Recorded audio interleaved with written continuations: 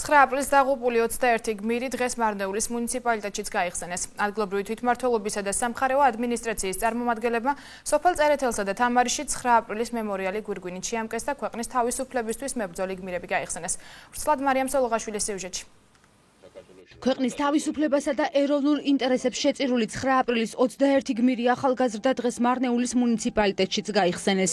მუნიციპალიტეტის გამგებელმა, გუბერნატორის მოადგილემ და ადგილობრივი თვითმმართველობის წევრებმა სოფელ თამარისა და წერეთელში 9 აპრილის მემორიალები გვირგვინით შეამკეს და მომავალ თაობას კიდევ ერთხელ შეახსენეს სამშობლოს ინტერესებს შეწირული ახალგაზრდების როლი ქვეყნის დამოუკიდებლობისათვის ბრძოლაში. საქართველოს თითოეულმა მოქალაქემ ვალდებულია, რომ პატივი მიაგოს იმ გმირებს, რომლებმაც თავისი სიცოცხლე გაწირეს იმ დიდ ბოროტების მანქანასთან ბრძოლისთვის და მოიტანეს დღევანდელ დღემდე, უბრალოდ 2 წლის მერე აღადგინეს ის დამოუკიდებლობა და თავისუფლება, რის კინას ყოველთვის იბრძოდა ქართული საზოგადოება. აქ იყო მრავალეროვანი მოქალაქეები მოსულები, როგორც ქართველები, აზერბაიჯანელები, სომხები, ყველა ერთხმათ აღნიშნავს 9 აპრილს და პატივს მიაგებენ იმ გმირებს, რომლებმაც თავი შეწირეს საქართველოს დამოუკიდებლობისა და საქართველოს თავისუფლებისათვის.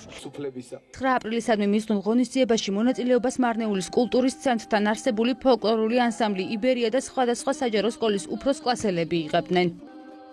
დღევანდელ ღონისძიებაში იღებს მონაწილეობას აბსოლუტურად თითქმის რაიონის ყველა წარმომადგენლობა. ღონისძიებაში ჩართულები არიან სიმღერიან იბერია ანსამბლი, რომელიც მარნეულს ეკუთვნის. სიმბოლური დატვირთვა ჰქონდა 21 წალ თეთრ ფრანსაც, რომელიც ღონისძიების დასასრულს მონაწილეებმა 9 აპრილის გმირების უხდავსაყოფად ჰაერში გაუშვეს.